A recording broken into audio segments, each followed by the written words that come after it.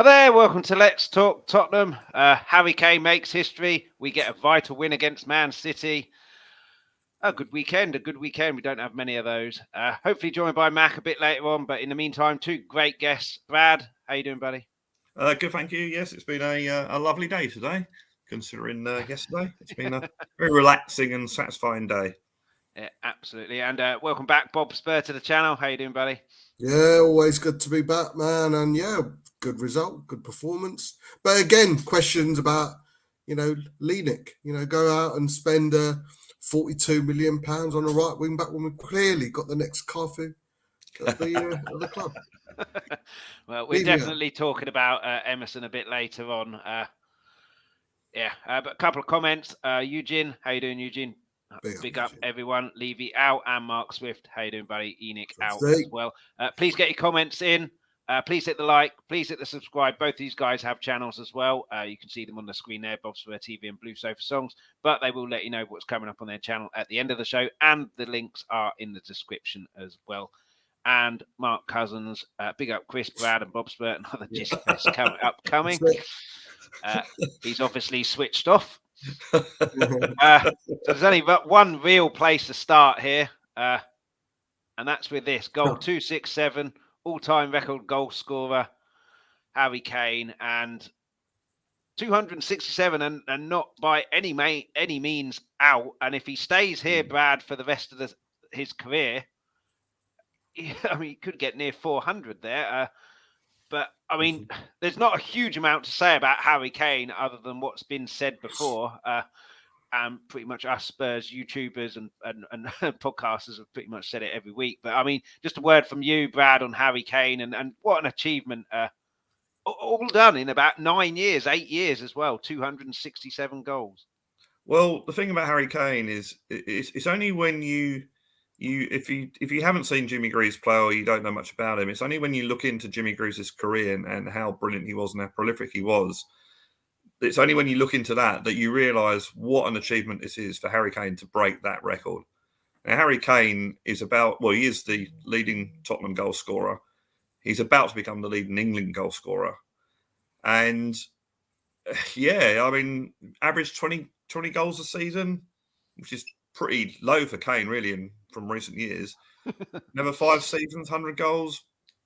Yeah, I mean, Jimmy Greaves scored in top flight. So we're talking about Premier League. Division 1. Yeah, he scored, I think it's 357, because he scored a load for Chelsea and that.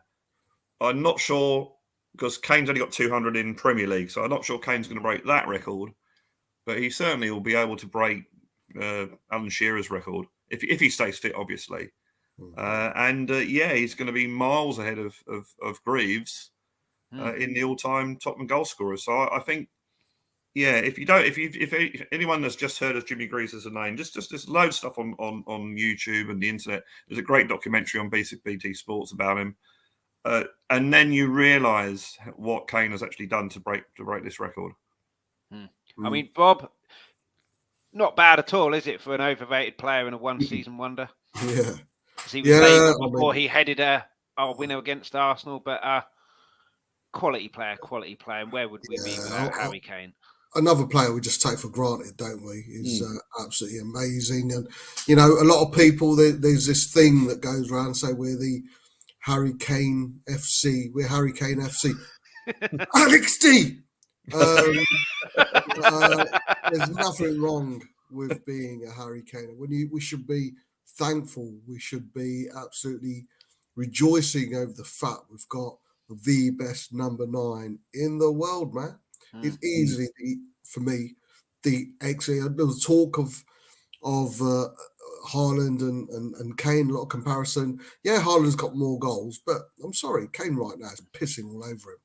And Harry Kane was in that team, he'd have probably more goals than Haaland has got now. Yeah, and I think Stel kind of touched on it earlier on the Breakfast Brew show. When you look at it, 140 odd years of history, 140 years of establishment, and Kane's the best.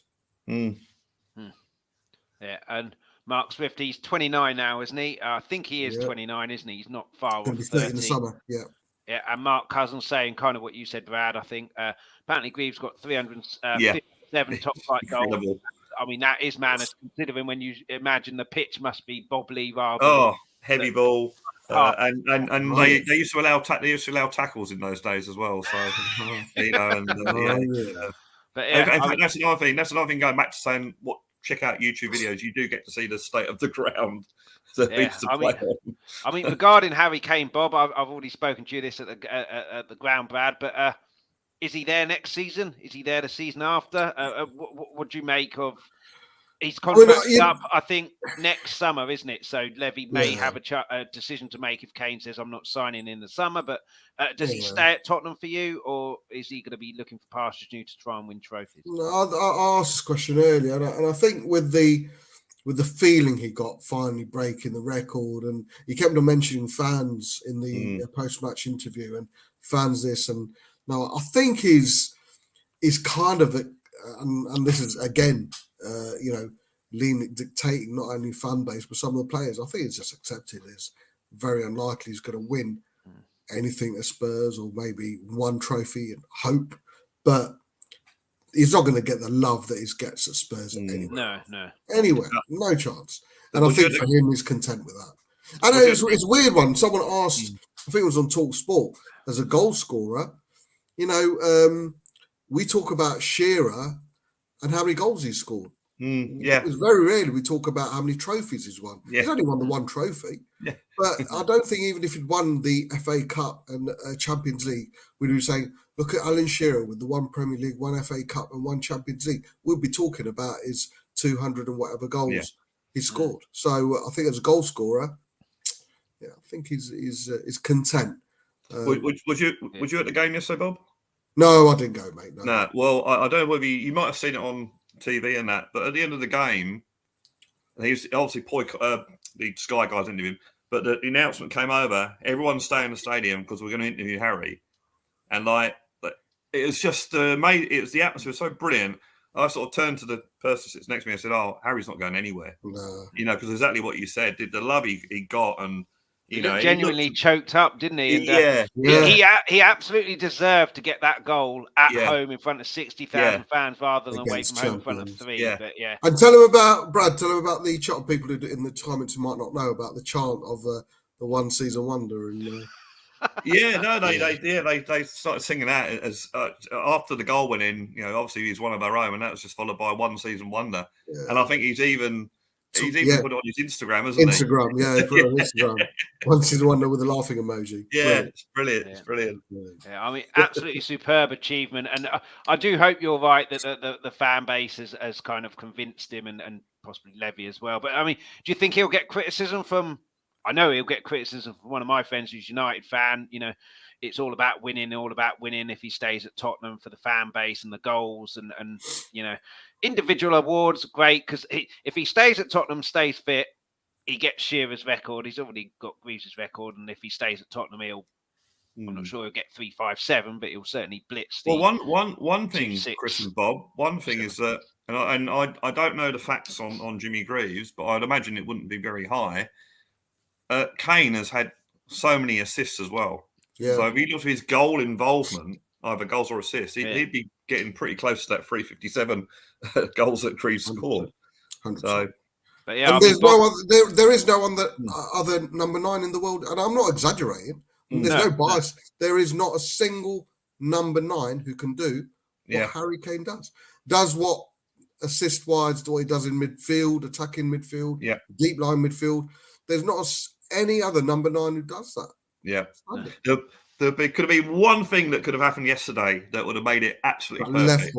The left foot. No. That would have been when we're all hanging on in injury time for Tottenham to get a penalty and him to score. That would have been brilliant. Marlon in the chat. How you doing, Marlon? Big up, Marlon. And please hit the like and subscribe as well. Get your comments coming in as well. Brad, the hoodoo continues, and long may it continue, but I get a feeling that when it does end, we're on the end of a battering from Man City. But, I mean, what is it about Tottenham Stadium that means City can't score? I mean, another day, if that was at the Etihad or somewhere else, Marvez's shot hits the underside of the bar, goes in. but it flies all the way out to kind of safety. What is it about the hoodoo? Do you think we've got in their heads a little bit, or do you think it's just one of these strange coincidences? We certainly know how to play them at Tottenham, because I think when we beating them under Nuno, it wasn't comfortable, but it was, you didn't have that feeling, oh, they're going to score. Mm. I mean, you look at yesterday, I don't think Lloris really had a serious save to make. He had a few, didn't he? But they all he had a few ones that you'd expect him to make, and I must admit, your heart's in your mouth thinking he's going to sort of something, But I mean, apart from one moment where we passed it around as we do, and we looked like we was getting in trouble and managed to get out of it, and then the absolutely ludicrous goal kick or free kick he took. I was cheering free kicks and goal kicks, going, yes, sort of thing, right near the end. And we got this free kick, and I'm like, yes, that's it. And he took it. Yeah, just put it there. The game's over, and it went straight to their player on the halfway line. So, what are you doing? Sort of thing. But no, I think we. I mean, this is why I presume we'll talk about Emerson later, but this is why Emerson played yesterday, because he defensively can play against Man City, or seems to, and his battle with Grealish was brilliant, absolutely brilliant. Yeah, and Emerson had a good game yesterday, but I think we seem to. I got the fact that when we played them at the Etihad, I felt that we could always score because their defence isn't that good compared to a team that's in second position. And I felt that, we seem to, they play into our hands in many ways when they come to Tottenham. And yesterday we just did it perfectly. And we had, in the second half in particular, we had, half chances to put the game beyond doubt. Yeah, I mean, we had they had 67% possession, Bob. We had 33, quick maths there. Call me Rachel Riley. But we had 12 shots to their 15, so half the possession. But yeah, the game plan, like Brad says, which is what we saw 3-2 last season. It was last season, and at home in previous seasons. What do you put the hoodoo down to, or do you think we're in their heads, or like? Yeah, I think it's a mixture of all. I think Pep kind of doesn't look forward to coming to our ground anymore. I think there is a hoodoo over them, as in even their players do worry about. There's always a ground, isn't there? But I think you've got to look at the fact that since we've moved into the stadium, was that 4 games now? 5 games, is it? 5 now. 5 games. Yeah. They've not scored and we've always won. And when you think about it, 50, maybe 60% of the players who have played in that game for us, the Llorises, the Dyers, the Davis, the Hojbergs to the lately, the Sonnys, the Kanes, that's 5 players who have played in probably every single game at home against this Man City side. So they've got the number. Apparently, I didn't realise also, I think Pep's first game against Tottenham at White Hart Lane. 4-1. Dyer, from Dyer from outside the area, and Harry Kane. I do think, and I think it's it's. I remember the 92, 93 when we beat them 5 times in one season, twice in the Rumbelows Cup, the FA Cup, and twice in the league. And so, I think we've always done well. The one that sticks out, what we didn't do well, was that 4-3 at home. When they played with 10 men, the Keegan area, But I just think it is a combination of everything, Chris. I think we've got the number. We play well against them. We look comfortable, like Brad says. Yeah. I think we look comfortable. Certainly sitting at home, it was never in doubt. And it's not very often you can say that against any team, never mind £1 billion squad. And of course, billion, it might be worth 2 billion. But hey, what are numbers? What are invoices, and what we won't talk about that. It's all alleged at the moment. It's all alleged. I do get the impression with City now, not referring to yesterday's game in isolation, but I do get the impression that I think City want to win the Champions League this season. I think that's where all their eggs are going. And I'm not that's saying what they're desperate for, aren't they? Yeah, I'm not saying they're not taking the Premiership seriously, but I think their priority is for the Champions League this season. Yeah. Well, they definitely can't go for the Premier League, especially if they're going to be playing in the Championship next season, or possibly finishing. Finishing the bottom half. 100 breaches, but we all know they'll get away with it because they've got so much money. Chris.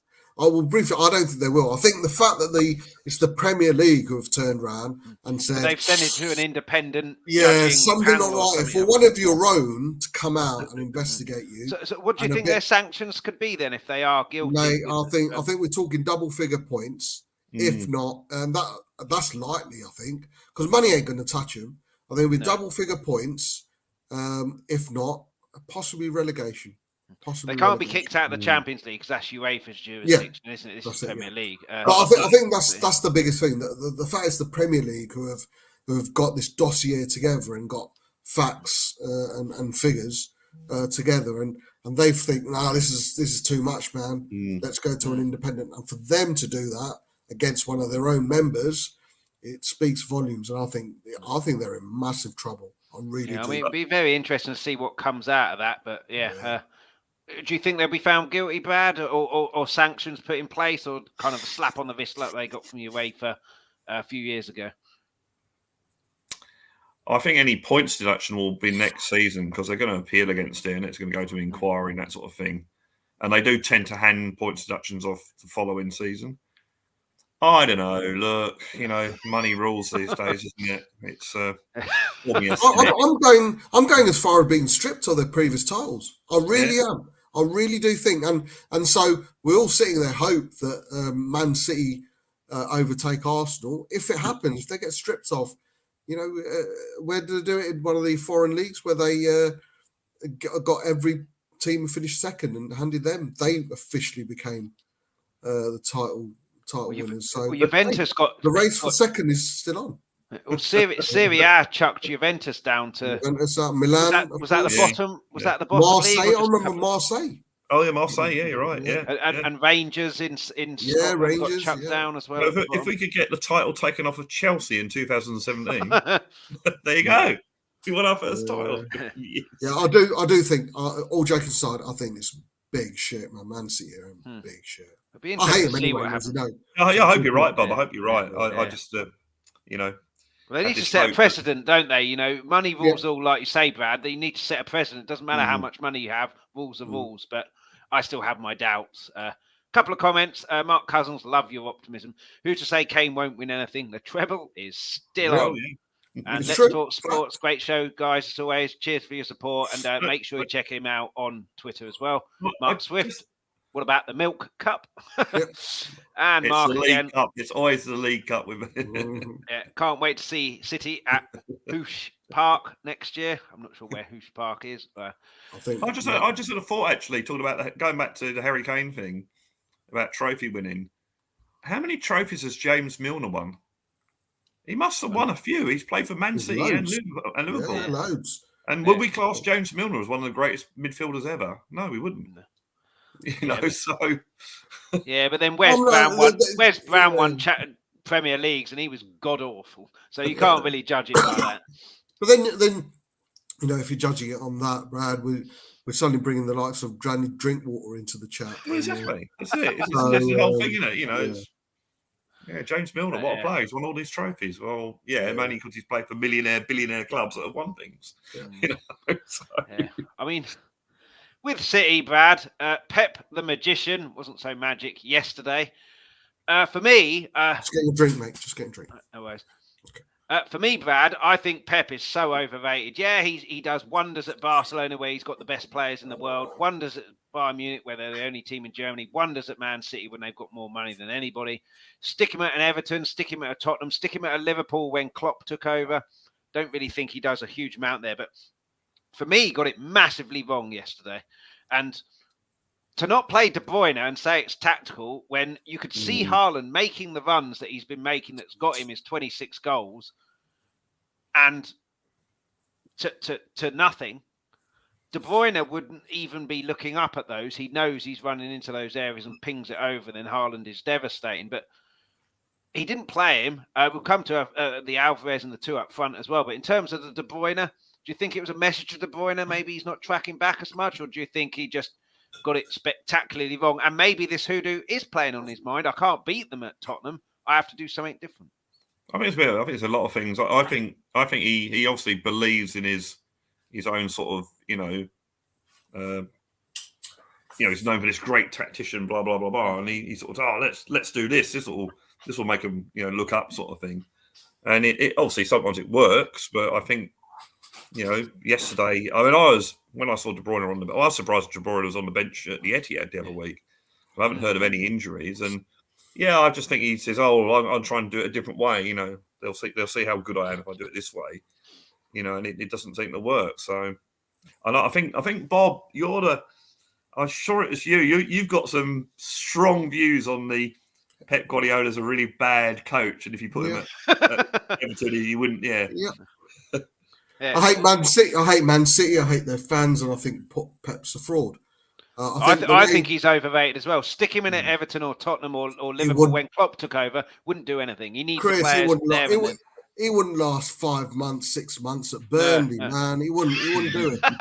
He wouldn't do it. And the Man City fans, the self-entitlement, the way they walk around thinking they're a big club regardless of, oh, fuck's sake. But well, listen, I knew what I was up against today, mate, so I had to make a late entrance, give you a moment to shine. Oh, yeah. No, I think the way he's tapped up Harry Kane, post-season, pre-seasons, and think they're entitled to all this.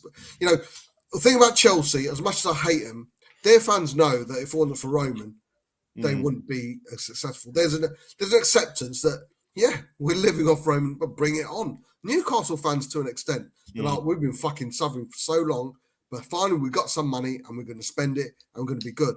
Man City have this argument that they would have been just as good, irrelevant of money. And this fucking self-entitlement. Don't they remember the main road Uwe Rosler days? Yeah, mate. Fucking hell. So, no, I hate Man City. I hate the Man City fans. Well. And I think Pep is one of the most overrated managers out there. And I think he fucked it up yesterday.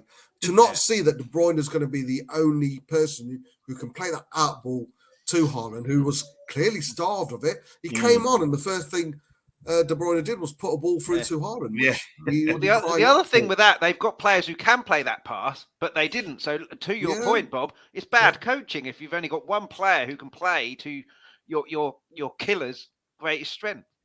Yeah, I think, of course, there's a bit of tongue-in-cheek to say that he's a shit coach, of course. But I'd love to see him do it at Burnley. Do you know what? No, he is a shit coach, mate. He is a shit coach. Send him to a place like Everton where they've got no money. Send him to a Burnley where they've got no money. And if he can produce the same, he's world class. Yeah, he wouldn't though, would he? He wouldn't ever go there, and he wouldn't get results there. But to be fair, he's doing well, with £1 billion fucking squad. So what you're talking about City fans being, they, the picture of Spurs in the dressing room, all around Harry Kane, all celebrating, sort of thing, which is you saw that tweet about the breaking the record. Some City fan posting, "Oh, look at Spurs celebrating they've beaten City 1-0," sort of thing. It's like, what are you on? The Man City Cup, the Man City trophy. So what are you on? Yeah, anyway, Mac, we'll rewind a little bit. Just a word on, even though there's not much to be said, Harry Kane 267. I'm not gonna lie, mate. I was behind that goal in the North Stand, and to be fair, if it had jumped in the crowd, I would have cupped and milked him the whole fucking way for it. Right, as much as I've not been, I know there have been times where I've slated him, and he's done a couple of things that have changed my mind. But yeah, I would have cupped those golden balls for him, mate, and I'd have given him a celebration he'd have remembered. I'm not gonna. It's strange that as soon as Matt comes on, it turns blue. We've had a lovely chat. To be fair, Bob's a bad influence. I thought I was on his show for a minute. But I'm not. I was like this pretty much the whole game, because it was one of those games where it was like, oh my God, this is amazing. Oh my God, it's City shit. And I didn't know whether to relax and know whether I could, be. Did it feel like it? Wasn't it? I mean, I was sat at home, mate, with my cock out, but it was. Did it really feel like it was? You were edge of the seat. You were worried. I thought because it didn't at home, did it? It wasn't much. The problem is you've always got that thing, Bob, and you know it yourself. Stadium or at home, it's Tottenham, it's City. But most of the fact is it's Tottenham. So it was so it's kind of like there was moments where I'm sat there going, do you know what? We've outplayed them. This has been great. Hojberg doing the dirty work, absolutely brilliant. Emerson, oh my God, he's like talk about both of those a bit later. Do you know what I mean? Someone's got competition. Shit, I best start performing.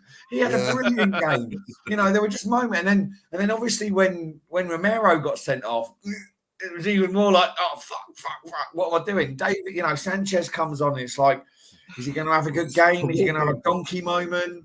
You know, you look at the virtually near injury time when he got sent off, so he did have a lot to. It doesn't matter. It's Tottenham. We never won to West Ham when Sanchez was on. You know, I think what it was we've been so used to seeing our players make errors that have led to goals that no matter how well we were playing and how Man City didn't really look like they were troubling us, you always had it in the back of your mind. Oh, Lloris is Dyer. It's Sanchez or whatever. And I think that's what it was yesterday.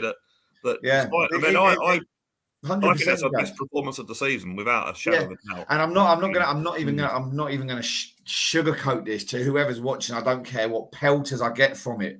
Stellini for head coach. That attacking football was beautiful. Take the rest of the season off Conte, man. That's it. But wasn't that? I don't know what you guys think. But I don't know. Don't you think it was probably the best Conte performance we put in, Gav? Yeah, and he weren't there. Wasn't it? I think this is the difference between Conte and his assistant. Conte knows we haven't got the quality in defence, but because Conte is so rigid in how he likes things and how he wants things, he's too scared to let us off the reins. Whereas Stellini, he doesn't have the same pressure that Conte has. He hasn't got the rep that Conte has. He hasn't got, and maybe he just thought to himself, do you know what, bollocks? It's a free hit. Yeah. Let's let the boys off the leash a little bit. And do you know what? I think it paid dividend. You know, we played some really good attacking football, and because we haven't got the greatest defense, our offense was our best defense. You know, even when Sessegnon came on, there was a point towards the end where it was like, shit. You know, they tried to get the free kick. They got the ball back. We managed to win it back with Bentancur and Cess both going down the left. And then, you know, all of a sudden it's like, oh, I can breathe for a second. It was the best performance I've seen. And to see us play attacking football, there was one moment, Matt, I mentioned before he came on, was the free kick that Lloris got in injury time that you think, great, he's only going to put it down there. He's only going to put it down there. I'm literally almost as good as Eric Dyer's clearance against Brentford. It's the most shithousery we've seen as well, I think, of late. Yeah. A lot of shithousery. Oh, yeah. Hojberg going down. Have you seen the replay? Have you seen the replay of Cutie's free kick? Yellow card, his first one. Absolutely no man's land. But you know what? And I tweeted it earlier. You know, when Haaland Senior had Roy Keane. Vigo the Carpathian has got Cutie. That's the only time. You've got to be a certain age to know about Vigo the Carpathian, right?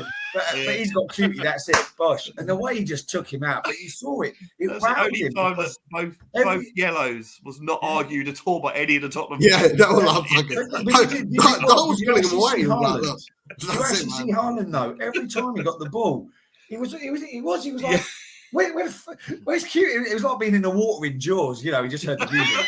Fuck, get rid of it. I don't know if you guys agree. I still say it's only Mitrovic as a striker has got the better of Romero. You know, when we won 2-1 at home, and he was cool. I think I cannot remember a single striker who's had the better of Romero. Yes, rash. He's not perfect. He's not Van Dijk peak Van Dijk level yet. We know that. We know there's a lot more to go. But still, I still say, you know, Haaland's supposed to be one of the best out there. He probably is. He's no better than Kane, I don't think. But I don't think I cannot remember a striker, bar Mitrovic in that one moment, has had the better of Romero. This is the thing with that. You look at most of the Premier League strikers, though, they're all a little bit. Don't get me wrong. They're powerful against the guys they know they've got the beating of. Right, you Antonio, look at Haaland. Yeah. Haaland, as soon as Cutie put him on his arse, like I said, I know I joked, he gave it the old Jaws thing, but it was. As soon as he got the ball, shit, best get rid. Oh, shit, I best duck out. But Mitrovic is scared of nobody. Yeah. And this is why Mitrovic is so good. Mitrovic is powerful. He don't care if he gets hurt. He's prepared to get hurt. He loves a scrap and a fight as well. He does. He's prepared. He's one of those strikers. He's one of those. He probably played on one, the old council house, gravel, bits of glass, leftover kebab from the when his dad went out with the boys, a used condom and a pair of knickers in the corner. One of those. Right? That's it, and he was still out there barefoot. You know what I mean? Didn't give a fuck. And to me, that's why the kind of vibe I get at Mitrovic. No, he's not scared to get hurt. He's not scared to get. Where's he from? He's from one of the Serbia. Yeah, that figures. Yeah. That's why okay, maybe not condoms, but knickers are fine. One of those. Very rife in Serbia. Very rife. Back in the days of. I'd love to have seen him against like Roy Keane and a Pallister, and do you know what I mean? I think same thing, no fear, and I think he'd have had some good. He's just one of those. He don't care if he's going to get hurt. He's going to give his all, and he's grateful, and he gives 110. He's grateful for where he is as well. Yeah, I mean, in terms of Haaland, there it might have been a bit different if De Bruyne had been playing, or one of the City players could hit it over the top when he was making the runs. Obviously made Romero's life a bit easier there when he didn't have Haaland running at him, Matt. But do you think Pep got it wrong with two strikers up top? Because I thought watching it, our game plan was obvious, counter-attack and then those three up top. And Hojberg, Bentancur will come to Dyer a bit later on with his role. I'll be honest. I think Pep got it. I think Pep got it majorly wrong, and I think because I think they were completely overrunning midfield on the counter because they had that extra striker, not De Bruyne there, and I don't really know what he's thinking. I think he got it wrong with his selection. Like you guys have already pointed out, De Bruyne wasn't playing. He had some young lad in defence who I'd never even heard of, number 82. Vico. Yeah, they had that young. Don't get me wrong, he didn't have a bad game, to be fair, but. They've got some young lad in. You've got Haaland who doesn't do that, and this game for me yesterday. For me, kind of, I now class Haaland in the Premier League as a luxury player. Right, he's nowhere near Kane's level. Right, yes, he scores goals. He scored a lot of goals, but Kane puts in the work. Kane will drop back. Kane will pick out a pass. Kane will defend. Kane will score goals. Kane will be a nuisance. Haaland, apart from running into the box and making the odd darting run where he never got picked out, what else did he do in that game?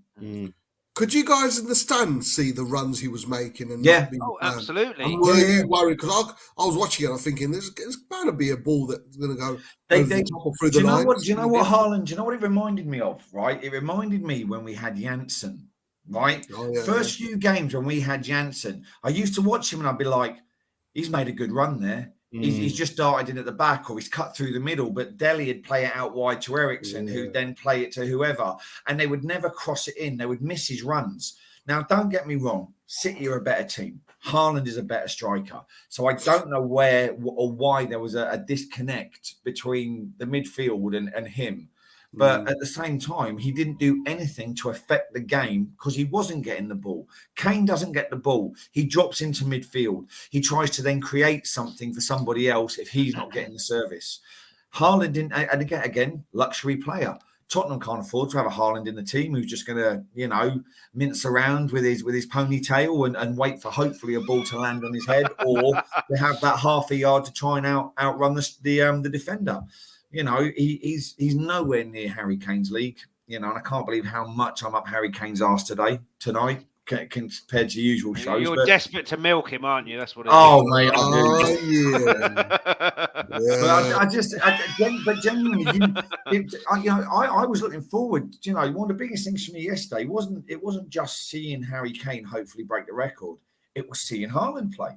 Because one of the positives of supporting a club like Spurs, or even any team in the Premier League, and if you're lucky enough to go, you get to see some amazing players. I've had the privilege of seeing Haaland, Messi, Ronaldo, all for playing my club. Whether that be at Wembley White Hart Lane, you know, or the Tottenham Stadium. And part of me was like, you know, I'm worried. You know, Haaland, what he did to us up at City. You think, fuck me, if he's anything half like what he does, you know, what he did in the away game, we could be in for a pasting because we haven't been great. We all know we haven't been great. And you know, and I was quite excited to watch him. You know, I'm thinking happy days. I can rip the fuck out of my son's best mate. You know, he's only 8, but he's a Man City fan. He's never seen Haaland. I'm like, thank you, I have. Now I can rinse him even more that we won. But I was shocked at just, like I said, how much of a luxury player he is. Yeah, I think just last one on De Bruyne. I don't know. There is a sense in me, and it's probably glutton for punishment because I don't think it would have been worse. But there's a sense that I wish De Bruyne had played because the argument, the people who don't want to give the credit, you know, the people who I like to say allergic to giving credit or giving praise when it's due, they'll always turn around and say, "Oh yeah, Spurs won because Pep fucked it up." I believe there is something inside me that says that, you know, the way we played, the aggression, the intensity we showed yesterday, the talent we showed. I think even De Bruyne, a City with a De Bruyne in, we would have beaten them. But they will always have that argument. I can't be a hypocrite. I believe Chelsea won the Champions League final against Man City because Pep fucked up. We tried to be too clever in that final. Yeah. So there is a sense that a lot of people are saying, "Oh yeah, he didn't play well. That's why he beat." See, I just thought I genuinely, apart from Mahrez hitting the post, I think we look comfortable, man. I really. Other than that, it was at the back post as well when Lloris and Rodri. I was. That's really all they had apart from Marvis' shot. Just half-hearted penalty appeals. They had about 3 of them, which were point blank hitting the hand or although, just a quick one, breaking news. Good news after yesterday's game. Jack Grealish has been accepted to the UK British diving squad. Tom Daly announced earlier. I'll tell you what, Gaz, you're right, mate. I mean, I've been watching him, and he does go down easily. Oh yeah, but I'll tell you what, mate, he does it cleverly. He's very the second yellow card. That was mate. I could see it because obviously I saw it and I saw the leg and I was like, "You devious!" I knew it was coming because the ref was looking. For it. The thing is, though, if we're going to criticise Grealish for diving like that, we've got to criticise Kane because he's done it in the past. Yeah, Grealish was their best player yesterday. Kane plays for the free kick like when he wasn't, and as much as I can't believe when he wasn't in Emerson's pocket. We'll be coming on to Emerson a bit later on. Due, son. But like I said earlier, Paro's in. It's like Lloris when Friedel was still there. He's got someone to push him now. Absolutely. All of a sudden, he'll come on. I think we'll come on to him next, but quickly for Simply Ace, how you doing, buddy? Much as it was a very good win against City, we need to continue and not just stop, which is what we always seem to do. But hopefully, this can be a turn in the tide. Leicester away won't be easy. Yeah, but Brad, in terms of City, last thing about City, we obviously have Kane as the top striker, and we play to his strengths. You know, when he comes deep, Kulu, Son, even Hojberg now going forward, taking his place, so we have people there. Haaland just. Do you think Man City bought him to try and win the Champions League to get extra goals, and it's not in their style of play? And as Mac was saying with Janssen, we weren't used to that kind of player. They're not used to a Haaland type player because they played for so many years without a striker that it's almost like they have to play him. But it kind of ruins their system, and they don't look anywhere near as fluid. They seem to be winning games when he was scoring, you know, so they seem to be playing to him then. So I don't know why they've suddenly stopped doing that. Again, I think Pep's one of these. He tries to be too clever, you know. And I think, I mean, you saw they play for Haaland, say Haaland at the far post, that sort of thing, where he picks up a lot of goals. But yesterday they just didn't. They just seemed to not notice him. I think he only had one. I mean, Haaland's actually quite good. He gets the ball in front of goal and he can go that quite quick and then hit the shot in. I think he only had the ball once at his feet where he could have made that run in the whole game. Well, they were saying on Match of the Day he didn't touch the ball once in the penalty area. And when Kane did that, it was all, Kane wants to leave, he's fed up, he's furious and blah, blah, blah. Haaland does it. And then like Bob says, it's because Pep messed up. But, you know. But yeah, I think the goals that he scores are deceptive in the sense that he's got 25 in the league. But if most of those are hat tricks, I think he's got about 4 hat tricks. That's 12 goals, only 13 left, and he doesn't affect every single game like Kane does, because if he doesn't score goals, he's assisting goals or creating chances. So it's like Berbatov when he went to Man United and got the Golden Boot. He got like 22 goals. I think he only scored about 7 games because he always scored in hat tricks or 2 goals. So 4 goals and stuff. He's not really affecting games. I've had a bet with Sav, £50 towards the NHS. Whoever loses, big up the NHS, by the way. I still think Kane will get more goals than Haaland. I do. And I made this bet before the season started. I think, Brad, you were on the show. I believe Kane will get more goals than Haaland. I know he's only 7 behind at the moment, or 5 behind. Premier League or all competitions? Premier League. Oh, my goal competitions. I don't care. What the fuck? Yeah. All competitions. We're still in the FA Cup. That's how confident he is. Yeah. Kane will get more goals than Haaland. And it's it's half a season ago. So one way or another, it's helping the NHS. But I really do. And I think Carragher said it, and I laughed. And no, I didn't laugh. I agreed with him. But everyone in the studio, I don't know if you watched it in Sky Sports Studio, laughed. He said maybe Haaland signed for the wrong team. Oh, so did say that, yeah. And I asked it on the first in the wall of the season. I think you were on it, Brad. I said, do Man City change for Haaland, or does Haaland change for Man City? And I don't think they've still worked it out, man. I don't think they've still worked it out. I think that was one of the reasons why Sterling went too ball greedy. And I think they thought if they got rid of Sterling, there might be a bit more service in for Haaland. But yeah, like you say, they've and it's a disconnect. There's something missing. But you look at the goals he has scored, his hat tricks. It's all the lower teams. He's he's blanked against Spurs in one of the 2 games. I can't. Did he score against Arsenal? Did he score against Liverpool? They haven't played Arsenal yet. We're not playing Arsenal. Only the cup game, but I didn't see the cup game. No. Yeah, the cup game he didn't. That was Mahrez. Mahrez, yeah. They won 1-0 and Mahrez scored. But so he's still cup or not. He's still not. You look at the big 6. Big 6, big 7. With depending how you want to class Newcastle at the moment. How many goals has he scored against? Either doubled or bagged a brace or That's what I mean. He got lucky with a deflection at Spurs. It was a defender. Was it? It was Louis. I think Louis saved it, and he just happened to be in the right place. A big gangly bastard got his head on it. That's what I mean. That's what I mean. He's getting hat tricks against the lesser teams, but against the bigger teams, he's struggling a little bit. And same with Berbatov, although Berbatov did get a hat trick at home to Liverpool. But this is where Kane will make up his goals, because he could bag a brace against United with no issues. Actually, Spurs have now beaten 2 teams in the top 6. Because Brighton are in the top 6 now. Simply Ace here is disagreeing with you, Bob. Haaland has better players around him. That's why he's scored more goals than Kane. But I don't think it will be anywhere near as big a margin as it was, when Haaland was going mad. Haaland was like 12 goals ahead of Kane. Yeah. That's down to 5 or 7. I can't remember now, but it's certainly down to. Yeah. And in a way, he was a little bit. And the fixtures we've got coming up, Kane will get more goals than Haaland. We've played the top 2 teams home and away now. Yeah. But also, you might get and 3 points. Yeah, you might get the second half thing where, Haaland was probably unknown in the Premiership, how he played in the Premiership. So now he's going to be playing teams that he's played before and scored. And they're going to be looking at how to deal with him a lot more than they did in the first game.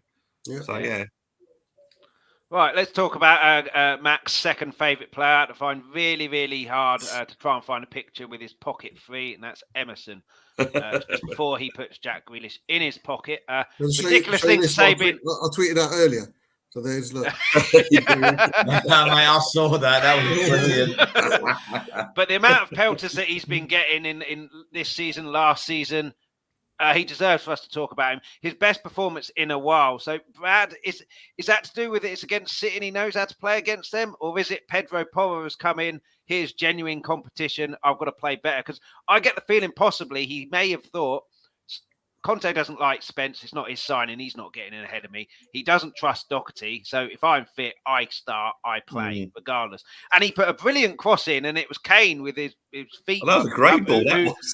Sorry, gentlemen, very quickly. So he scored 1 against Newcastle.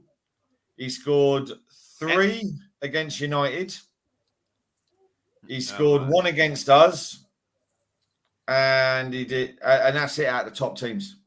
And even the three against United, they scored 6. So he anyway. got 2. Yeah, they scored. That was a 6. That was a 6. Yeah, 3. There was 6 in that, but he scored 2 against West Ham, 1 against Newcastle, 3 against Palace, 3 against Forest, 1 against Villa, 1 against Wolves, 3 against United, 1 against Southampton, 2 against Brighton, 1 against Fulham, blanked in the defeat to Brentford, 2 against Leeds, 1 against Everton, 1 against us, and then 3 against Wolves. But out of the top teams, he scored what? Four goals. Yeah. 4 goals against the top team. 5 if you include Newcastle. Be very interesting in a couple of months, Bob, how that bet is looking, because I reckon it'll be a lot closer than people. Probably a lot better than my bet on Richarlison scoring 6 Premier League goals. So. But yeah, Brad, Emerson, what was that performance to do with? Man City, and he knows how to play against them, or Pedro Porro's genuine competition for him? I think the problem with the criticism that Emerson has taken is because attacking wise, he's not that good. But defensively, I've never had a problem with him defensively. I think he's not a bad player. And I think against Man City, he's got to play more defensively. It suits his game more. I mean, my friend was saying he's so surprised. Oh, why have we bought Porro and he's not starting? That's blah, blah, blah, blah. Said, well, actually, no. We've got a way of playing against City that Emerson knows. So he's putting Porro in there. He's been there for 2 training sessions. So I think when we have these sort of games where we know we're going to be out-possessed, I think you'll see Emerson in there. But that was his best game for Tottenham. Best game for Tottenham. I mean, previously, Bob, I'm always worried when it comes down on our right hand side. That, oh God, Emerson, what's he going to do now? I saw Max smirking. I thought someone would jump in, but it took a little while longer. But, I don't like coming down the right either. Yeah, but Grealish was Man City's best player, and even then, he didn't really do a huge amount because of how Emerson had him in his pocket. But do you think he'll kick on from here? We've got genuine competition with 2 players for that right-hand side, or do you think it's like Brad says, 1 player for one style of game, 1 player for another style? It's a match review, and I think people sometimes forget that. People are allergic to giving praise because they say, yeah, but look at his defensive mistakes against our. Remember, he's going forward. No. If it's a match review, we're reviewing the match. We're reviewing the players according to that match. And in yesterday's match, Emerson was good. He didn't have that much attacking price about him, but he did put in a couple of good crosses. Certainly one that Harry Kane should have. Why took it with his left foot, I don't know. He had a really, really good game. Are we sitting here and saying there's no way Porro's going to get into the side because of Emerson? No, I think we all know Porro's going to be number 1 right wing back. But I think Emerson did, and I think this hasn't been mentioned. I hope it hasn't because it's taking away the light from me. What I'm about to say, and I've built it up so much. I don't know if I should say it. Should I? But no, I will, and I hope it's fucking good. Now I've built up even more. I don't know if I should, but I will. The amount of confidence Emerson would have got by seeing Doherty leave. If choice between Doherty or Emerson, there was always going to be 1 right wing back who had to leave. The amount of confidence he would have got by seeing Doherty go out the door thinking, my manager trusts me more than that guy. I think that could he actually dedicated the brilliant point, Bob. Brilliant point. Well, wow. Worth it. No, do you know what? And to be fair, it's a brilliant point. You'd be, I didn't even think of that. That you'd be surprised probably just how much a player would take if there's 2 people getting. Especially Emerson. He's very emotional, isn't he? And you look at it, and you know what? And I saw, again, it was somebody else's tweet. I can't remember who, and I can't give credit, so I'll claim it for my own. The guy gets slated week in, week out. The shit that boy takes on a regular basis. Whether he's tagged in tweets or not, right? He gets mugged off. He's been booed off, and you know what? The more whether he has a good game or a bad game, to be fair, for me, like you say, Bob, it's game by game basis. It's like you meet a bird, you pump her your last 5 minutes. And it's like, I can do this better. All right, next Saturday it'll be better. You want the next chance, don't you, to show that you can be better the next time. That your ball control, a lot better than whole 5 minutes. And when you cross it in, you'll get it in a eye rather than on a pillar. It's. it's the what same. what an analogy that is. It just comes from the top of my head. Really? Oh yeah. But it is. You know what? And it does. But the more he stays, the more he grasps, the more he tries. Because the one thing you can't fault that boy for is effort. Oh, right. Yeah, doesn't matter how shit he's having a game. He loves playing for us. He does. You can't, and that to me, that for me is. I've always said, when we've talked pre-game, I might not be confident. Hey Ben, how you doing? All right, Ben. I might not be confident of getting the result, but as long as those boys play for that shirt with their all, right, and leave it. And Emerson, like I say, some days he's Bambi on ice, some days he's a stallion, right? But he always gives his all, right? And you know what? And even after all the shit that he gets, he keeps coming back. And he said, "This is my club." Do you know what I mean? With Harry Kane, what was the fans' I was just going to ask. Yesterday. Fans were good. Fans were good. They were cheering him. He got cheered, didn't he, when he got substituted not that long ago? Yeah, and I think also on the website he was voted man of the match by the Spurs. Yeah, on the website. But Hojberg got it on the day. The fans voted for Emerson, but he's been booed off that pitch. People groan when his name's mentioned in the starting 11. Cheered when he gets substituted. But you know what? Which is awful. But this is why I like the guy. And you know what? You were saying earlier about confidence, right? Seeing the fact that Doherty's gone. Maybe, just maybe. I'm not saying it's clicked for him. I'm not saying this is it. This is the Emerson role that we were all promised, or that we thought because he was Brazilian and from Barcelona. But what if there's a little bit of a combination of he's finally finding his feet a little bit as well? He's very confident in his own ability as well. Very confident. I mean, he did little back heels or sort of thing. What I thought yesterday, actually, you could almost at the moment, he could almost be going the way that Sissoko went. Sissoko for the first couple of seasons was awful. And yet suddenly he became an integral part of the team and became a cult hero in the end. Yeah. I just wonder whether Emerson might. And that's what I mean. Maybe there's a comment, maybe it's just that little bit of everything. The confidence of Doherty going, it's starting to click for him a little bit. He's got some competition, so that's giving him an extra G up. Do you think the Porro thing will be good for millions on his personal training stuff as well? Do you think Mac, the Porro stuff? The stuff is Porro. Do you think Porro being there will be good for him in genuine competition, like you said with Friedel and Lloris, or do you think? That's why I made the Friedel and Lloris analogy. You look at it. You've got three white wing backs. One of them wasn't a Conte signing, we're led to believe, right? He's pissed off out to Nice. All right. Doherty is more of a fan favourite, right? And let's be honest, it's slim pickings, but was more of a fan favourite than Emerson was, right? Emerson got all the shit. All of a sudden, Doherty's been sent off, right? Hold on. And then he gets his contract terminated. Whether he's coming back on a free at the end, we don't know. It might be bullshit. Who gives a fuck? Right? Don't care. Right? Don't care either way. Right? But yeah, and then Porro comes in. We know Porro is like Emerson. He's young. He's hungry. He wants to impress. He wants to perform. He wants to play. And Doherty, he wasn't young. In comparison, he's. Do I think Doherty was a little bit happy sat there claiming his money? I think to a degree he was. I think he was a bit bored. He was a bit stuck in a rut. He got the old 7-year itch. He was probably happy to go to Atletico Madrid. Probably wasn't giving it his all. I said the other week, if it's down to who we're going to get rid of, either Doherty or Emerson, for me, it's get rid of Doherty every time. Yeah. I think for competition to be competition, they need to be pushed. They need to feel the people who are fighting each other need to feel like that they're being pushed. And I don't think we ever had that with Doherty and Emerson. No. Emerson's certainly not looking at Doherty as a threat. And Doherty, I think the reason as well you didn't have that is because I think Doherty even knew that it didn't matter what Emerson seemed to do. Conte was going to go with him. So again, he's happy to take his money. Yeah, I'll come to training. Yeah, I'm not going to play, but I give a fuck. But like I say, now you've got two young, hungry right wing backs. They're going to push each other. And I'll be honest, as much as people might sit there and scoff at this, but I think that we're probably going to be all right down our right side. I do. I think Emerson, if Porro does become the starter and Emerson gets on through injury or substitution, I think it's just going to make him even more determined to show what he's about.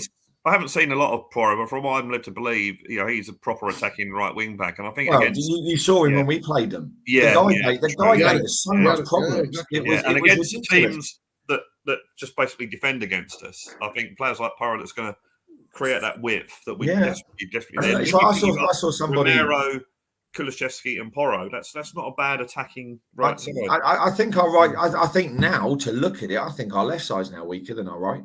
I genuinely do. I do. I think Emerson and Porro are going to push the fuck out of each other, and I think it's going to do nothing but benefit us. We've got Kulusevski, we've got Richarlison who can play both sides as well as up front. Just in case. We've got Danjuma who can play on the right. The left side you do. Perisic and Sessegnon. Perisic, don't get me wrong, I think he's a fantastic player. Do I think he's a bit, if you could put Sessegnon's exuberance, athleticism and youth and his pace into Perisic's body or Perisic's head onto Sessegnon's shoulders, then happy days. But it ain't going to be that's the case. all Sess needs, the confidence. Because the first thing he did when he came on yesterday was stop Walker and then beat him for dead. And did he get a corner or was it a cross to someone? Yeah, he suddenly realised he was going to try and out-push Walker. It was the most positive in his head. Yeah, but it was the most positive I've seen Sessegnon since he's been here, and that was literally 2 seconds after he'd come on. If he can carry that on. Sessegnon for me isn't going to make it. I think he's been there too long. If we're going to see something, we'd have seen it by now. Then the injury. When do you realise that the potential is not there? Yeah, that's it. And Perisic, and I asked this question a few weeks back. I think it's been really underwhelming. He's brought experience. Yesterday he was shocking, man. Yeah. I don't know what. Do you know what? For me as well, Perisic for me, I wouldn't play him at wing back. For me, he's a Son substitute just for that final ball, right? Yeah. For me, I'd bring him on as last 20 minutes to try and unlock the game with the crosses he's able to put in. But I saw an interesting tweet actually with Romero being out for the Leicester game, putting Emerson as right centre back and playing Parro as right wing back. I'm not going to lie. Something about that gave me a twitch. It genuinely did. If he gave the same kind of performance, right? If he gave the same kind of performance like he did against City in a right centre back role with Parro, or even him and Parro mixing it up, I don't know. Just something excites me about that. Like in the wall excites me about it, right? It is. But for me, no, all day long, Perisic is a Son replacement for that final ball. And just because he's a bit, sometimes he looks leggy, sometimes he looks, there are times Perisic looks slightly out of his depth in the Premier League. I mean, you look at what agrees with you on that one. Perisic replaced Son, spot on. I don't always talk shite, mate. Thank you for that. But from one player who gets pelters to another, Eric Dyer. I'll come to you, Bob. The tactics of Eric Dyer were very similar to how he played under Poch, kind of early years, where when we had the ball or when they had the ball and there was no danger, he was in midfield. When we were under pressure, he went back into the three. And we'll talk about Hojberg a bit later on because the goal was very much down to him. But because of where Dyer was, it gave him the license to go forward and to attack that ball and then get the ball and then give it to Kane, and the rest is history. But Dyer's tactics in there, do you think that was a specific Man City tactic, or do you think that could be something we could see going forward? Or do you think that was a Stellini tactic and Conte will be furious about that? He is not going forward. Yeah, because he was on the phone with Kane going, you make me proud. Now put that cunt Stellini on. I told you not. Yeah. So what did you make of Dyer in that game? I think they prepared to put him up against De Bruyne in midfield whenever, and I really do believe it. And I thought they were surprised. Let's say Spurs, Stellini and co were probably surprised by not finding De Bruyne then, and thought, fuck it, let's carry on with this. And I think it worked as when you've got the likes of Emerson and Perisic, who hardly went over the halfway line, and you've only got one striker per se playing up top for Man City. There's no reason to have three in the centre of in centre back positions, as well as 2 wing backs who aren't going to be big up banner, who aren't going to cross the halfway line. So I thought it was excellent. We weren't short numbered in midfield like we were at the Etihad 2.5 weeks ago. So yeah, I do think there's probably in preparation for De Bruyne to stop them balls going over and through the lines. But he didn't play them enough, and they thought, "Fuck it, we're prepared like this for they're going to change the way they play. They might change the personnel, but they're not going to change the way they play." And I think that helped. I think it really did. And I think the way he pressed, really, really good. He made a couple of really good defensive covering tackles as well. One deflected off his thigh as well, and he celebrated it like a goal. So yeah, Bob, I've got an interesting question for you. Go on. Do you think that Dyer felt more confident and more settled because Davies was to his left and not Longley? Because for me, I think Davies makes a difference in how Dyer plays. Well, they played Davies together. Yeah. I think Davies makes a hell of a difference just because of the familiarity, the fact that Ben is stable. You know what you're going to get with him when you play alongside him. And do you think that maybe helped with Dyer having the confidence to be able to pop up a little bit? You know, you knew with Davies, he's going to bust his gut to get back. Maybe he doesn't have that confidence in Longley. Maybe it would have been different if he'd started. I mean, Brad, with Dyer doing that, what it did do is it made us so proactive and so positive rather than the complete reactive and negative, certainly in first halves that we've been playing. And I agree with Bob. I think it took City by surprise a little bit. I was surprised that De Bruyne wasn't playing, but yeah, I mean, we were at our best in my lifetime anyway, in that Poch era when we had the defensive midfielders being that aggressive. But I'd be very surprised if they do it against Leicester and other teams. But how do you see that going forward? Do you think that was a one-off for Dyer? Or do you think that could be, we've got something there? We've got something there. Well, I hope. I mean, it could be that to solve that problem of having being overrun in the midfield. If you push Dyer up like that, you've got an extra body in there. And if you think his primary role was defensive midfielder as well. Yeah. So did you notice now as well? Because Perisic got forward more than Royal at times. So when Dyer did push up, and this is why, again, maybe the comment was made about playing Emerson at right centre back. They he kind of just slotted in a little bit, or he wasn't too far away to not be ineffective if something went wrong. You know, you look at it. I know Simply A thinks Dyer and Davies are both shit, and that's I understand why he thinks that.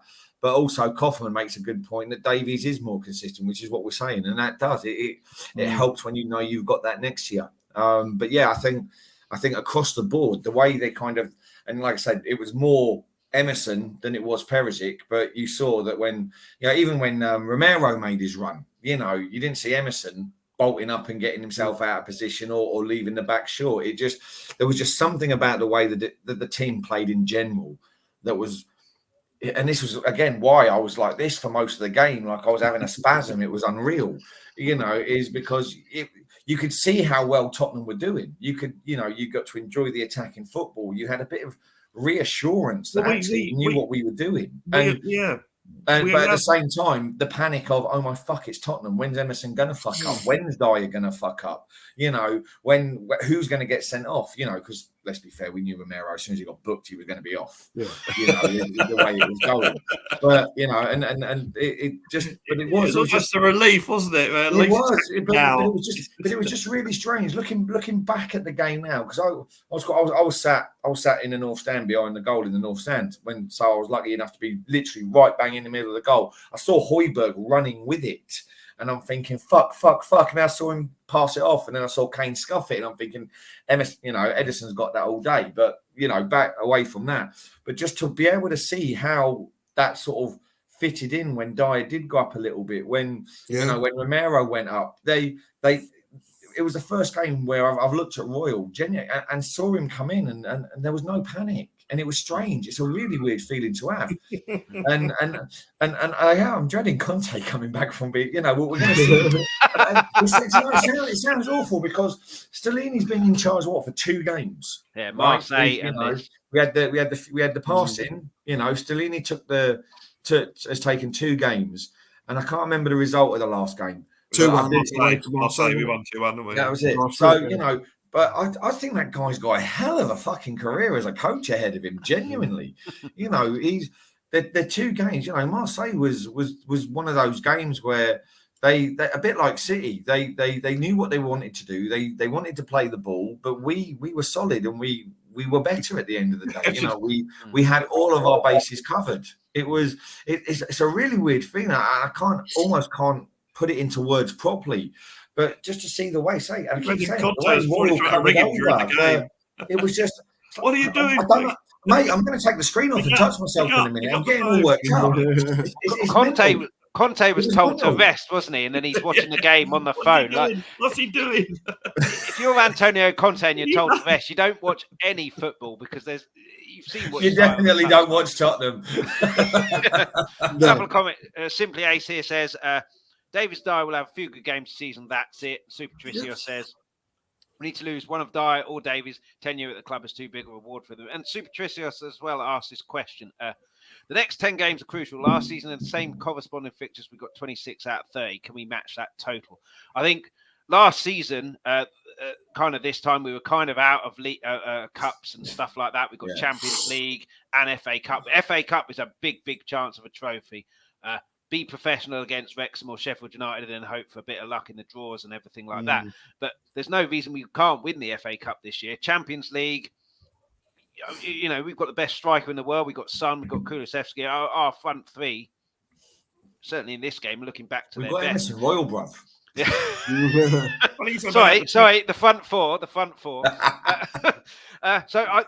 There's no reason to say we can't get 26 out of 30 again or even more, but I think it's a bit more difficult than last season because of the fact that we've got all our eggs in these little baskets. What do you think, Brad? Next 10 games? Yeah, I mean, I think about the cup is that normally when the cup's on, you normally get 1 game a week still, but then you still got the game that you don't play because you've got a cup game. You still got. Well, the issue with that is the World Cup because it's condensed and everything. So it's going to be like 2 games a week until the end of the season. I think the 5th round's on a Wednesday night. So and then you got the Champions League. I mean, I feel about the Champions League as I felt when we got to the final. If you think about how a chance we got of winning it, when we were playing whoever it was, I thought, well, no way in the world we're going to win the Champions League, and yet we got to the final that season. So. Although our league form dipped, so you might have to sort of sacrifice that. But the thing is, though, we've still got some tough games coming up. Yeah, but we've still got Liverpool away. We've got United at home. We've got Newcastle away. We've got about 5 or 6 games, haven't we? Right. So do you think this game, Matt, can kickstart our season?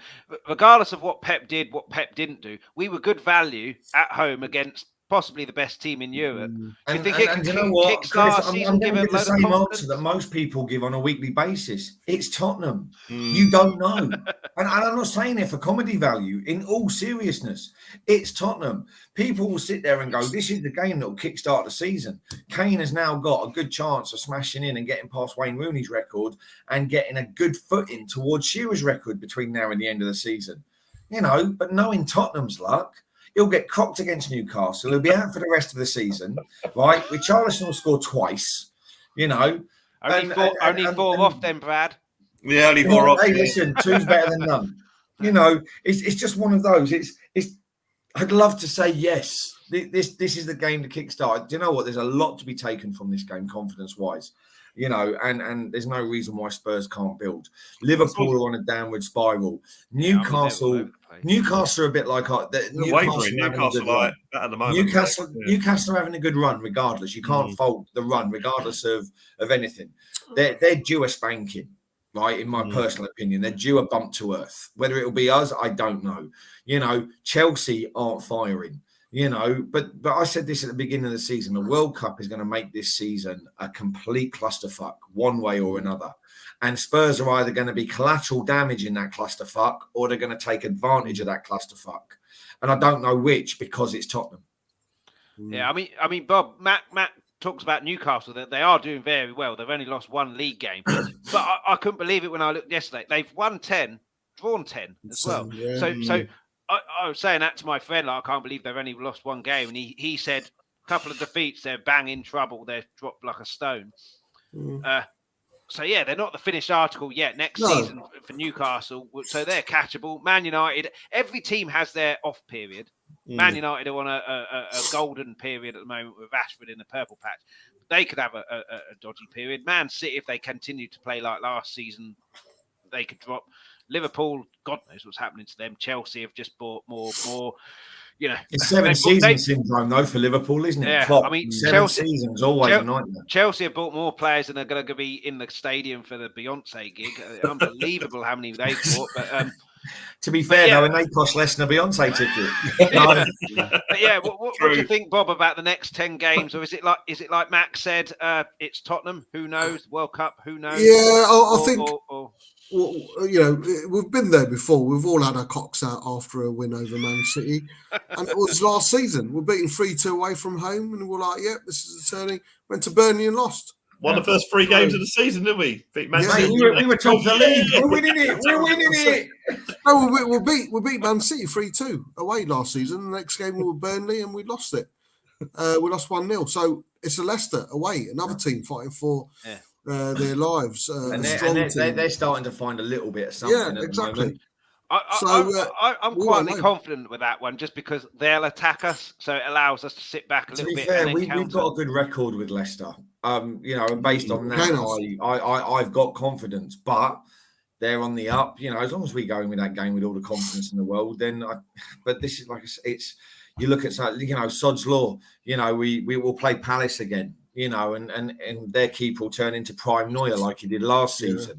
You know, when they did us 3-0, and you know we'll go to Everton. You know, and it'll be like us going to Burnley again. You know, and they're going to be scrappy. They're going to be plucky. They've got the miracle man in the dugout. You know, because I'm not going to lie, I love Sean Dyche. I think he's fantastic, and I think it's a brilliant appointment. I think Leeds are kicking themselves because they could have done with him. But yeah, I think we're going to go to Everton. They're going to give us a hell of a game. Everton Liverpool, will be so difficult to break down now with him in charge. Yeah, it is. It's going. And the problem is though, the one thing that Everton have got are exactly like Burnley were. Okay, he's got Tarkowski in the middle. They've got a decent defence. They've got Connor Cody, and they have at least 2 players because Tottenham are Tottenham and Dyer's Dyer and Davies is Davies and Emerson Royal is Emerson fucking Royal. You know, despite all the chuck-ups I've given him, they've still got a couple of players that could cause you a problem. You know, they've got Gray, they've got Calvert-Lewin, and, you know, Calvert-Lewin only needs a couple of run of games, you know, 1 or 2 goals. His confidence is going to be back up and sky high. You know, these next 10 games, they're not going to be easy. No. And, Super Tricios. Newcastle can't be mentioned in the same sentence. Spurs done nothing so far. We're superior. Not worried about them at all. Ben Kaufman. Lay off the crack pipe. Have we talked about our famous League Cup winning manager, Ryan Mason, yet? Don't need him. It's got Super Stellini if anything happens to Conte. But Brad, without this guy against Leicester, I mean... You can say what you want about Grealish at the end. There were 2 stonewall yellow cards for me, and no one really complained. He complained just for kind of appearances, I guess. When was the last Tottenham player to get a standing ovation for a red card? I mean, how big a miss will he be for the Leicester game, Brad? And was there any doubt that it was a red card for you? I'm sure that I saw someone on a Spurs fan on Twitter saying that, you know, that Grealish kicked him, conned him into a yellow card. He did.